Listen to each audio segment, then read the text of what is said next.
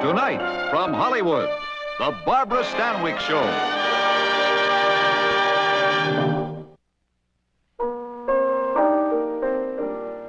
Good evening. Tonight, your gas company playhouse presents a powerful, dramatic story in which I play an atomic scientist. Edward Franz has the chief supporting role, and Robert Flory directed. Laid in Washington, D.C., the story by Leonard Freeman subjects its heroine to one of the most harrowing experiences a human being can suffer, and then resolves the problem in a most surprising ending. And now, in just 60 seconds, the first act of Shock. Shirley! Shirley, you'll be late for school.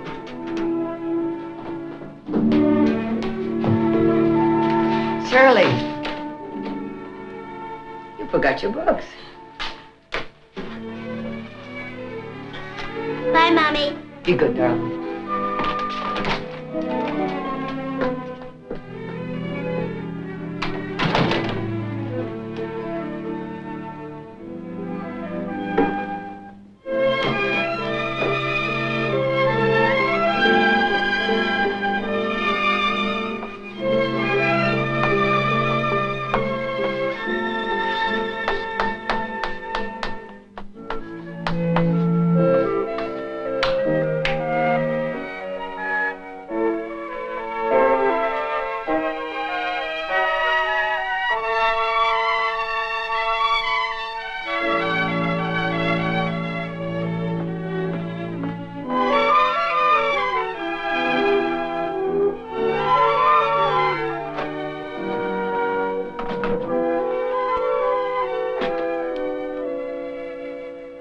This is Source 1. General Rogers, please. General, this is Rachel Harrison. Oh, yes, sir. Very good news. I've got the formula, sir. Absolutely certain. General, an impregnable all-purpose shield is no longer a dream. It is now a reality. Uh-huh. Space travel, atomic flight, shelters against fallout. It's the perfect shield. Yes, I'm prepared to demonstrate. I can be at the Pentagon in a half hour. Oh, by all means, assemble the entire staff. No, I have my car. Well, very well, send yours. Yes, I can remember it. Well, General, your gratification is exceeded only by my relief. Now I can get back to my real job. Oh, I've got to make a doll.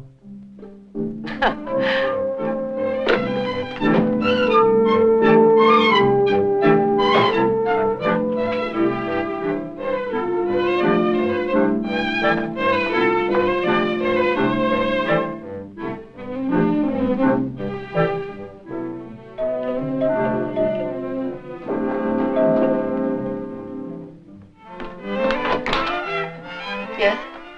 Are you Mrs. Rachel Harrison? Yes. May I come in? Well, frankly, I'm terribly pressed for time. Please, it's important. All right. Yes, officer? Will you sit down, Mrs. Harrison? Well, really, I wish you could tell me... Please, Mrs. Harrison, sit down.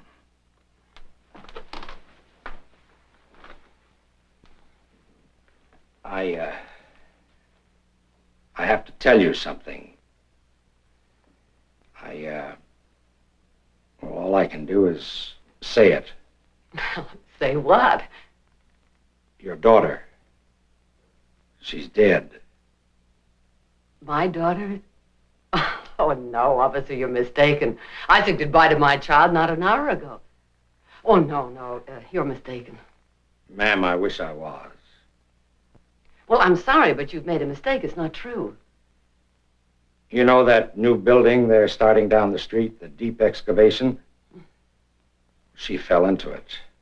Her neck was broken. Well, some poor child fell, but it wasn't Shirley, not my Shirley.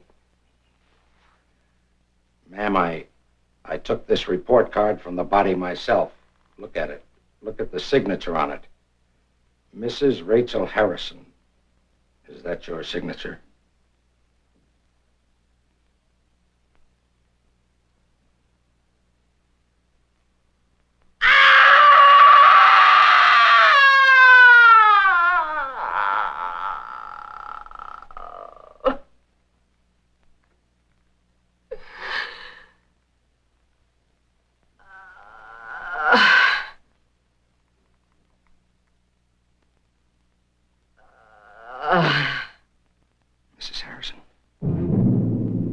Mrs. Harrison.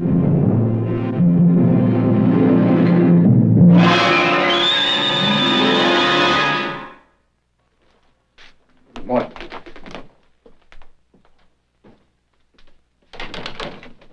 Dr. Aldrich, you may recall I'm Major Smith, Air Force Intelligence. Of course. Yes. Right this way, sir. Dr. Aldrich, this is Colonel Hawthorne, aide to General Rogers. Heard a lot about you, Doctor. How do you do? This is Mr. Waxman, Chief Scientist on Air Force's Project SHIELD. How do you do? Child's father? Yes, Doctor. Get him upstairs. Waxman.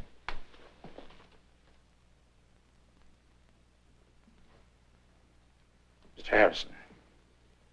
He's here. Mr. Harrison, the doctor's here. Come on, Walter, come on.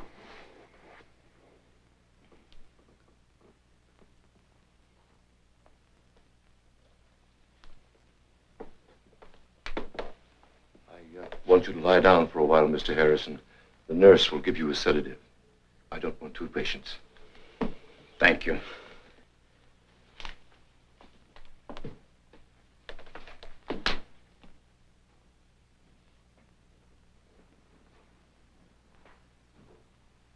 Hello, Rachel. I'm Dr. Paul Aldrich. I've come to help you. This is all quite understandable, you know. Not terribly unusual. You see, Rachel, sometimes when reality becomes too harsh for an individual to bear, that individual temporarily shuts reality out. That's precisely what you've done, Rachel. I think you'll agree it's the most unsatisfactory solution. I'll be back after a bit and we'll talk some more.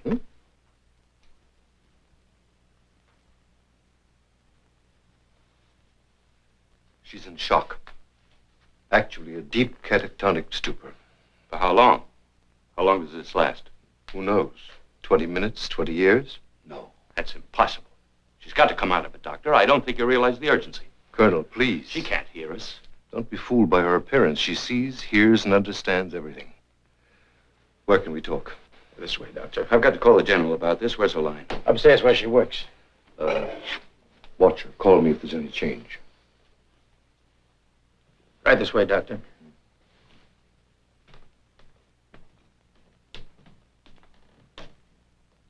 See, Doctor, this is no ordinary case. Mrs. Harrison has in her head a mathematical equation we must have. Mrs. Harrison, after months of work, has evolved a formula, which is probably one of the most important scientific breakthroughs in 10 years. She's discovered a new shield against atomic energy. That's top secret, Doctor. She didn't write it down?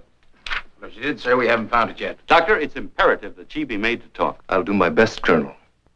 But I'll need your help. Of course. What can I do? Well, a lot of parents have lost children, but very few retreated to catatonia.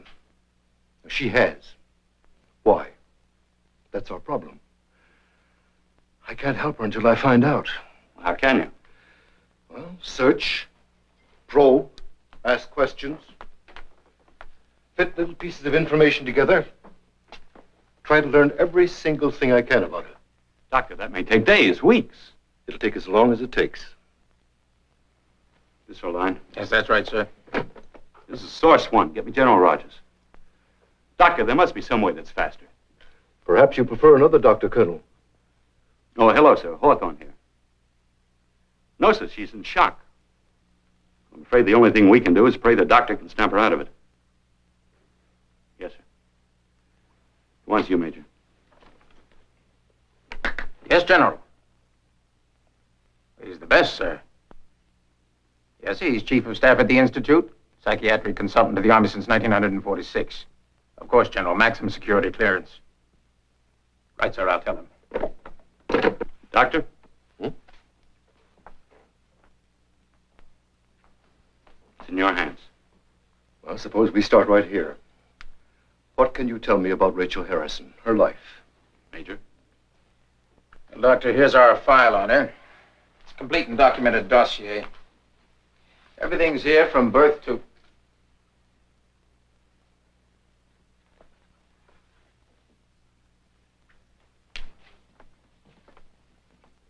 Waxman, what do you think? Maybe. Maybe. Mike! You! Get up here on the double! Right. You're going to remove the entire board? Well, the only way to get a real restoration is at the lab.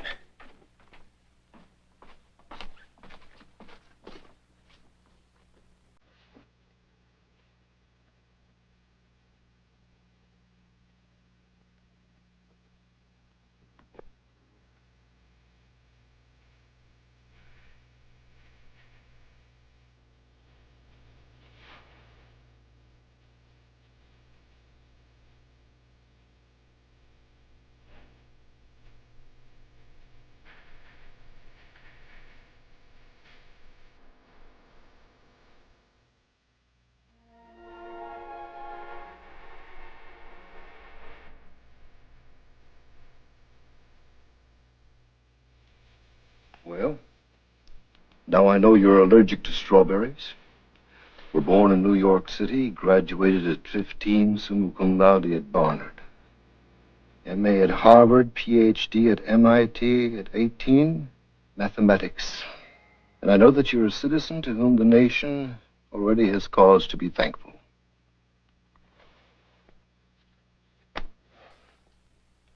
All externals, all quite useless. To me. Dr. Aldrich, may I speak with you for a moment?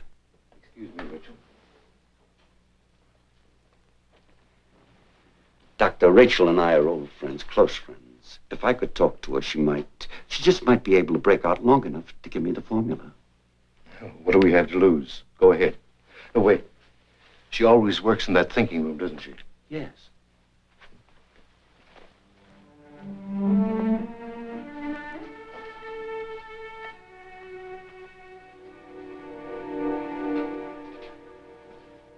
I know how much your daughter has meant to you, and believe me, it's terrible for me to belabor you at this time. But you know how important the formula is.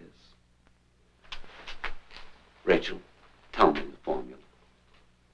Whisper. Please try. Try. Try.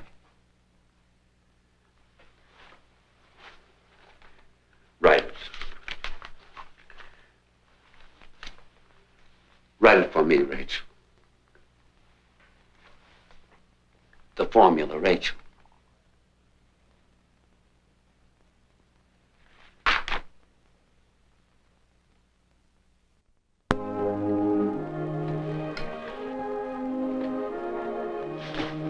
My wife?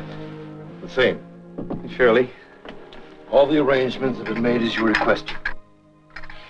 Now, Mr. Harrison, I know at this point you don't care about formula, shields, or national security. You want your wife back. I can't save her unless you help me. Your daughter is dead. Your wife is alive. She needs you desperately. Now, you've got to help her. How can I? She won't listen. She won't even look at me. Nor me. That's why I want you to tell me about her. Tell you what? Well, anything that pops into your mind. Everything. Her childhood. She had no childhood. Oh? Why not? Because she was a prodigy and she had a mother. It's bad enough for any child to have an unhappy, fiercely ambitious woman for mother, but Rachel's a genius, a real one. Her mother exploited her? She was a teacher in high school algebra. She couldn't go any further herself, so she hitched her wagon to her daughter. She all but destroyed her. How? Kept her working, studying, cramming from morning till night. And then for relaxation, she showed her off, had her performing like a trained seal. Feats of memory, problems in the head, parlor tricks. Rachel wound up hating her. She told you this herself? Yes, at her mother's funeral. And she broke and cried like a baby. Yes, if only she could right now. I want to see her. In a few minutes. Tell me about the dolls. In heaven's name, Steady. The trick is not to think, not to feel. Just let the words tumble out.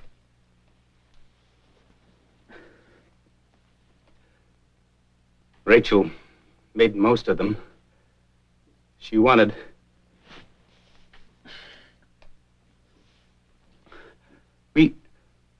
We were married 8 years before we had Shirley. It was like a gift of God. Rachel wanted her to have all the fun, love, all the good things she didn't have as a child. Go on, Mr. Harrison.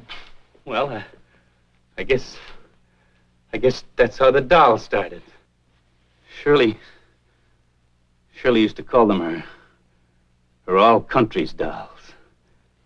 Each one not only had a name and a country, but a whole biography of its own. They used to sit for hours and invent stories about the dolls, and then she was pressured into this job. And for the past few months, she's had to devote more and more time to that blackboard and less and less to Shirley. For 6 months, Shirley has wanted a Hawaiian doll. And Rachel didn't have the time to make it. Thank you.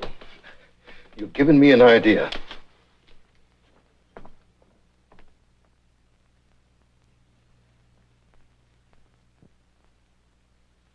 Rachel, I think we're ready for a serious talk now.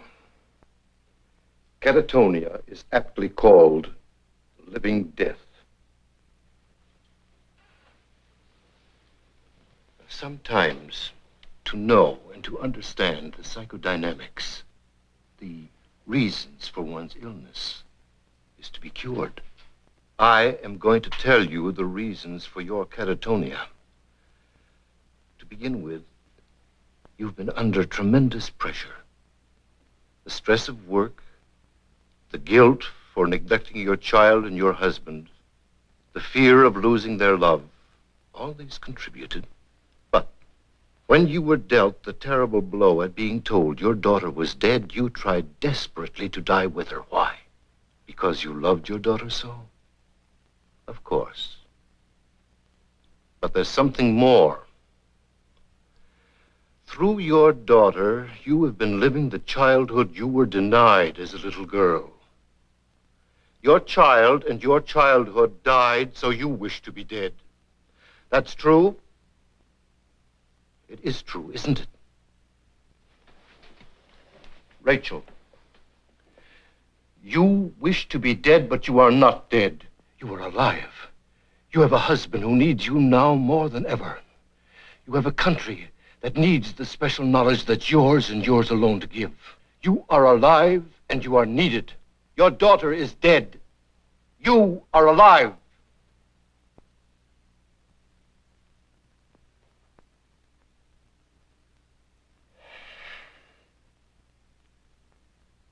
Sometimes to know and to understand is to be cured. Sometimes not.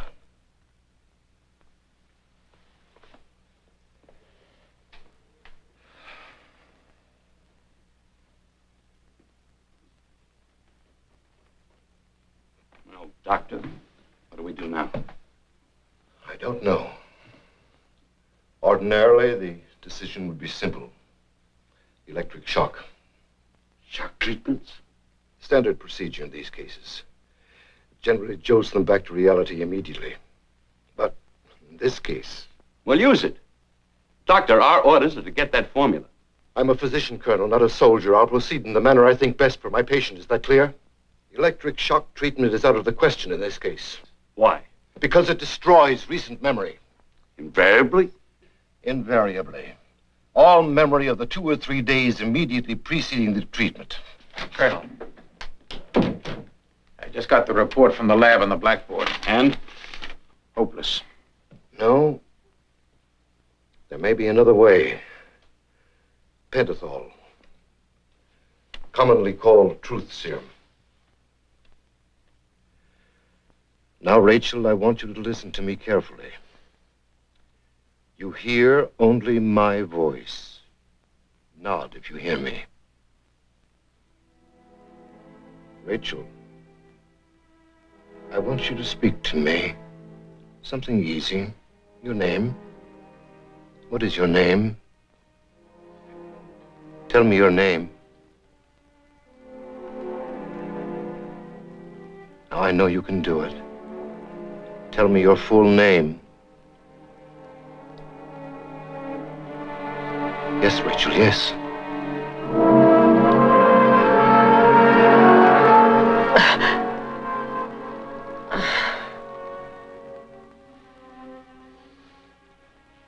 lost. She's locked herself even further away. This much is certain now. No shortcuts are going to work. No drugs. No quick therapy. It's going to take time. Much time. Mr. Harrison, I just wanted to reassure you again. Your wife will get the finest care at the Institute. And I'll spend every free hour I have with her. Thank you. The car is ready, Doctor. I'll do it.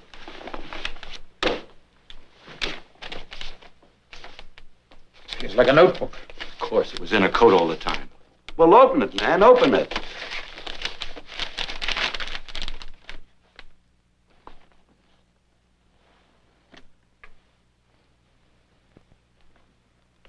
Put it away. Wait. Give me that package. Give it to me. Now, outside. Outside, all of you. What is it, Doc? Later, Mr. Harrison. Now, all of you, please.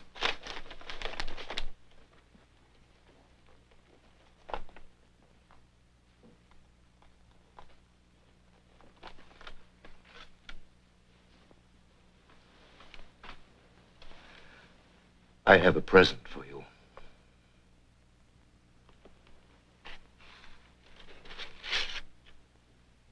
It's from Shirley.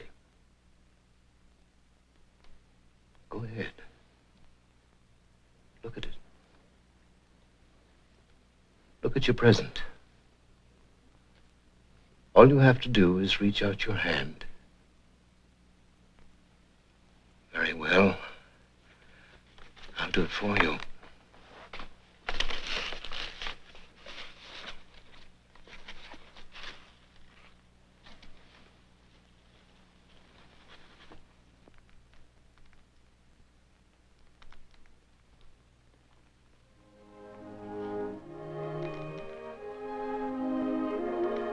You were too busy to make a doll for her.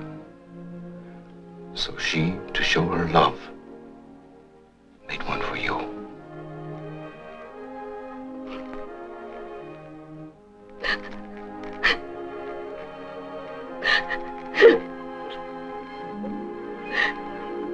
Oh, Shirley,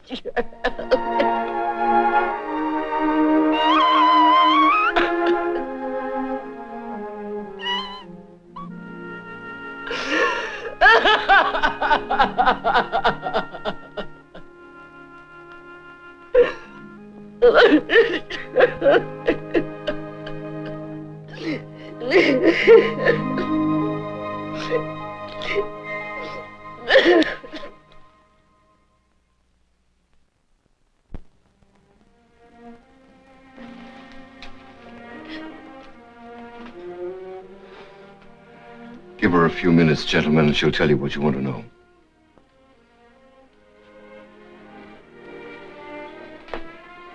She's all right. You have your wife back. Go to her.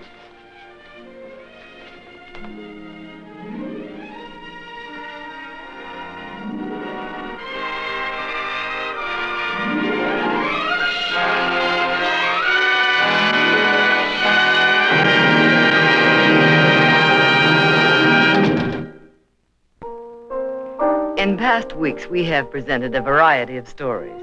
Dramas like this one, comedies, problem plays, outdoor action melodramas. Write to me at the Desilu Studio, Hollywood, California, and tell me which one you've liked best. I'll appreciate your comments. Join us again next week. Good night.